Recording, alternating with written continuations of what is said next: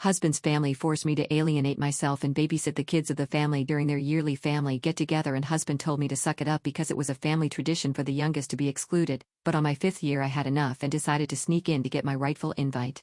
I didn't expect this to be their annual get-together, and I'm horrified because for the past 5 years, I had played the same role every single summer, the babysitter. While my husband and his family gathered for their so-called family tradition, I was left behind with a house full of children, ensuring they were fed, entertained and put to bed while their parents disappeared for an entire weekend. It had never sat right with me, but every time I tried to question it, my husband would brush me off, telling me I was overthinking things. The first year, I had assumed it was just an unfortunate coincidence. We were newly married, and when my husband told me that his family had a long-standing tradition where the youngest member had to handle childcare, I naively accepted it. He had made it sound like a rite of passage, something that everyone had to go through when they first joined the family. So I went along with it, thinking it was just one weekend. But then the next year rolled around and I was expected to do it again and again and again. It was always the same. His entire extended family, his parents, siblings, aunts, uncles, and cousins would gather at a secret location while I was left behind to watch over their kids. At first, I thought that maybe once another new spouse joined the family, I would be relieved of this duty. But more people had married into the family over the years, and yet, somehow I remained the designated babysitter. It wasn't until this 5th year that it finally dawned on me. This had never been about me being the youngest. It had always been about keeping me away. I had been getting more vocal about it, dropping hints that I was tired of being sidelined, but my husband wasn't interested in hearing my complaints. When I brought it up a few weeks before the trip, he had sighed in exasperation and told me to suck it up because this was just how things were done.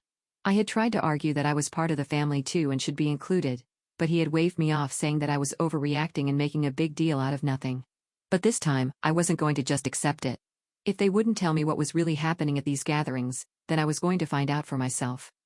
I started making arrangements in secret. Since I was expected to stay behind and watch the kids, nobody really paid attention to what I was doing. I arranged for a babysitter to come over under the pretense that I had an emergency appointment and needed someone to watch the children. Since my husband and the rest of his family were usually gone for the entire weekend, I knew I would have a decent window of time to follow them without being noticed. The night before they left, I casually asked my husband where they were going this year, pretending to be only mildly curious. He gave me the same vague answer he always did. Just a private family gathering at a traditional spot. I asked for specifics and, as usual, he refused to say. It wasn't just him either. Nobody in his family ever gave me a direct answer. It was always just a family tradition, as if that was enough of an explanation. Well, if they weren't going to tell me, I would find out for myself. The next morning, I played along as usual, pretending I had no issues staying behind. My husband barely gave me a second glance as he grabbed his bag and left, kissing me briefly on the forehead before heading out the door. I watched from the window as he got into the car with his parents and drove off. As soon as they were gone, I put my plan into action. I had been paying attention over the years to the kind of places they drove to, remote areas, usually out of town, places where they wouldn't be easily found. But this time I had a clue. A few nights before, I had seen an email notification pop up on my husband's phone with a booking confirmation. It was only on the screen for a few seconds, but I had caught a glimpse of the location, a private estate in the middle of nowhere. It was expensive too, way too expensive for a simple family gathering. I quickly called the babysitter, making sure she had everything she needed, and then grabbed my keys and left. As I drove, an unsettling feeling crept up my spine.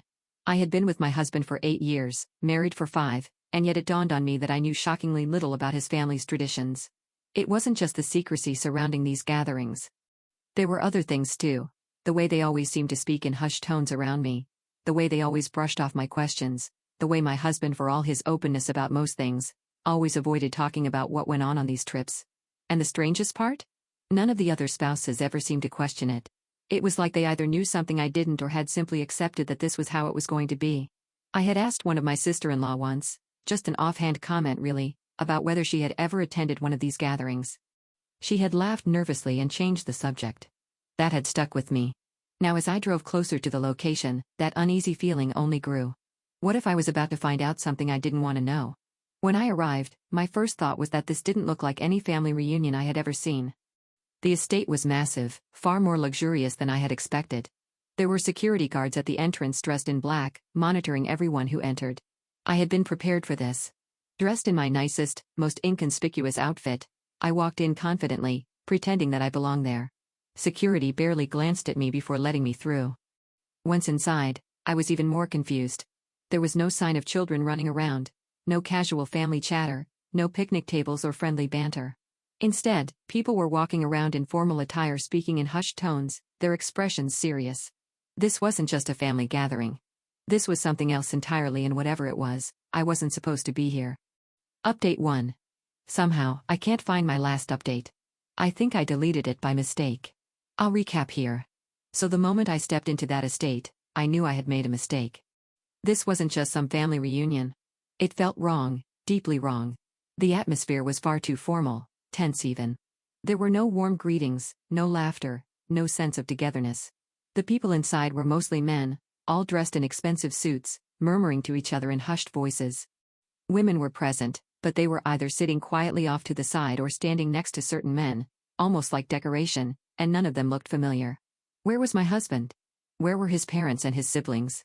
For a brief moment, I considered turning around and leaving. But after 5 years of being deliberately kept in the dark, I had to know what was happening here. I spotted a long corridor leading to another section of the estate. As discreetly as possible, I slipped past the main hall and started making my way down the hallway. That was when I heard my husband's voice.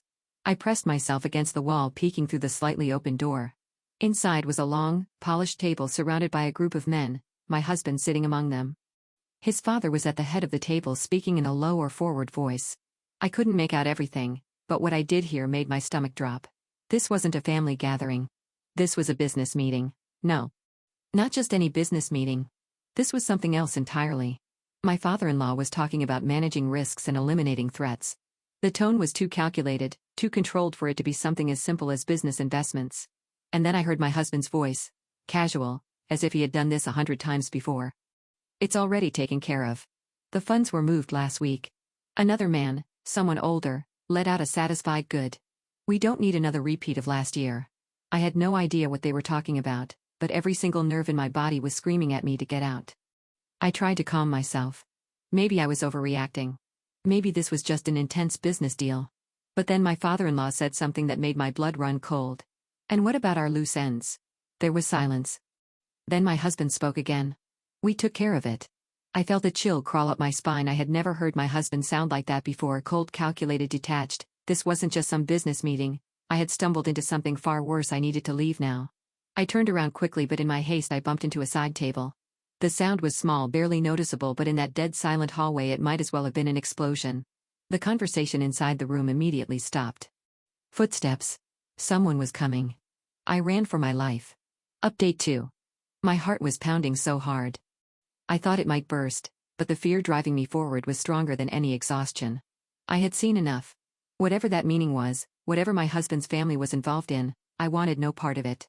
The whispers, the tension, the casual way they spoke about removing obstacles.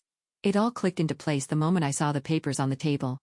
I hadn't stuck around to read everything, but I had seen enough. Names, transactions, some sort of list with people's bank details next to unsettling phrases like handled and pending. I wasn't stupid. This wasn't just a business gathering so much for being an above-average accountant. All of them were accountants. I just didn't know for whom, and my husband, the man I trusted, was right in the middle of it. I barely remember how I got out of there. I didn't have time to think. I had to move. I kept my breathing shallow as I silently ran down the hole, keeping close to the wall, my heart pounding in my ears, but I forced myself to stay calm. The stairs were my biggest risk. If I ran into someone, I was done, but luck was on my side. Most of the family was either in that meeting or still enjoying the main event outside. I made it down without being spotted, grabbed my coat from the entrance and slipped out the back door. Once my feet hit the grass, I ran. I didn't care if I looked crazy. I didn't care if someone did see me. I just needed to get away. My car was parked further down the driveway, tucked near the other guests' vehicles. I ran straight for it, fumbling with my keys as I unlocked the door with shaking hands. The moment I was inside, I slammed the lock shut, jammed the key into the ignition and floored it. I didn't even check if anyone had noticed me leaving. I couldn't risk it. By the time I reached the main road, my panic had settled into something worse. I felt trapped. Going home wasn't an option, not when my husband was part of whatever that was. I couldn't go to the police. What would I even say that my in-laws had a shady meeting and I think I saw something illegal without proof? I sound paranoid at best, and if they did have the kind of power I suspected, going to the police might put me in even more danger. I pulled into a gas station parking lot, my hands gripping the wheels so tightly my knuckles were white. I needed to think. My phone buzzed. I flinched. Husband. I let it ring, then another call and another. I couldn't talk to him. Not yet. Instead, I did the only thing that made sense. I called the one person I knew I could trust. Emily picked up on the second ring. She immediately knew something was wrong. I didn't even need to say much, just that I needed somewhere to stay for the night, that I couldn't go home, and that I'd explain when I got there. She told me to come right over. By the time I pulled into her driveway, I felt like I was on the verge of falling apart. The moment she opened the door and saw my face, she pulled me into a tight hug and didn't ask questions. She just let me inside, locked the door, told me to sit down. I didn't even know where to begin. I told her everything, about how I had been forced to babysit at every family gathering for 5 years, how I had finally had enough and decided to sneak in, and then what I saw. Emily listened in stunned silence. When I finished, she let out a slow breath and said she always had a bad feeling about my husband's family. She never imagined it was this bad, but she wasn't surprised that they had something to hide. She asked me what I planned to do. I didn't have an answer. I was still trying to process everything. She pointed out the obvious. If I went back, my husband would never let me out of his sight again. He had already controlled so much of my life now that I had seen something I wasn't supposed to. It was over. I had to leave for good. Emily convinced me to stay at her place for the night, just in case my husband showed up at our home looking for me. Update 3.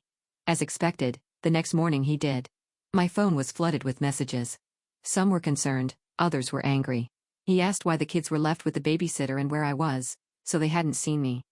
I sighed in relief. What he didn't know wouldn't hurt him, but it sure as hell would hurt me. And obviously, Emily is a fake name. You think I would use real names in this situation? I literally woke up at Emily's place feeling like I had barely slept. My body was exhausted, but my mind hadn't let me rest. Every time I closed my eyes, I saw flashes of that room, papers scattered on the table, the serious expressions, the weight of something sinister hanging in the air. I had gotten out. That was the only thing keeping me from spiraling completely. I was out, but I wasn't free yet. I stared at my phone, which I had stupidly turned back on. I shouldn't have looked. I knew better, but curiosity got the best of me. A flood of missed calls and messages from my husband filled the screen. I braced myself and started reading. He wasn't furious about me disappearing overnight. He wasn't even worried about me. His first message was about the babysitter. Did I seriously just leave the kids with the babysitter? More followed. This is the most selfish thing you've ever done. You know the youngest gets fussy at night and you just took off. What were you thinking? The audacity of it nearly made me laugh. I had left a house full of his family, a babysitter they usually hired, and he was acting like I had abandoned children in the middle of nowhere. All messages came in. You need to grow up. You always overreact to everything. You embarrass me by pulling a stunt like this. Everyone is asking where you are. I have to cover for you again. And then the final one before he stopped texting me altogether, come home and fix this. You can't just walk out when things don't go your way. I stared at my phone, my grip tightening. Not one message asking if I was okay. Not one hint of concern about why I left. It was all about him, about his embarrassment, his inconvenience, his reputation. I was done. I must have made a noise because Emily poked her head in the guest room. She was holding a coffee mug, already knowing I needed caffeine before I did. She handed it to me, shaking her head as she sat on the edge of the bed. Let me guess. Let me guess. He's not mad that you left him, just mad that you left his responsibility behind. I took a long sip before answering. Pretty much. He doesn't care that I left. Just that I made him look bad. She scoffed. Typical. He's always treated you like an afterthought. That was true. I had spent years being sidelined. I was treated as someone who just needed to go along with what his family wanted. I had been conditioned to believe it was normal, that being treated like an outsider was just part of marrying in. But now that I had stepped out of it, now that I was looking at it clearly, it was insulting. She looked at me closely before speaking again. You're not going back, right? I exhaled slowly. I don't think I can, even if I wanted to. That was the truth. If I went back, my husband would never let me out of his sight again. His family would make sure of it. And if they found out what I saw, I didn't even want to think about what they might do. Emily was already ahead of me. She pulled out her laptop and opened a new tab. You need to secure your finances first, she said, clicking through a few websites. If you have any joint accounts with him, get your name off them or withdraw whatever is yours. If the house is in his name, don't count on it being yours. And if you're serious about leaving, you need a lawyer. She made it sound so simple. But I had spent years tied to this man, to this family, to their expectations. The thought of untangling myself from all of it made my head spin. I don't even know where to start, I admitted. She clicked something and turned the screen towards me. Start by transferring your paycheck into a separate account and call a divorce lawyer. I found a few in town who specialize in cases like this. I stared at the names on the screen. It was real. It was happening. I was leaving for good. I wasn't stupid. I knew my husband wouldn't just let me walk away. And sure enough, later that afternoon, Emily's doorbell rang. My stomach dropped. She checked the peephole and turned to me with a knowing look. It's him. I forced myself to take a breath. I'm not opening it. She nodded approvingly. Good. Because I wasn't going to let you.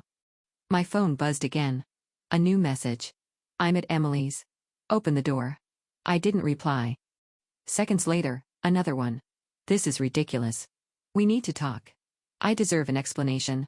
I almost responded, but then I remembered I had given him explanations before for years. Every time he dismissed my feelings, every time he let his family treat me like an outsider, every time he forced me into roles I didn't want, and every time he made me feel like I was the problem. Not this time, I let the messages sit. Emily stayed by the door, waiting until we heard his car pull away. When he was finally gone, she turned to me. You really need to file for divorce. I swallowed hard. I know. And for the first time, I meant it. That night, I did what I should have done a long time ago. I filed for divorce.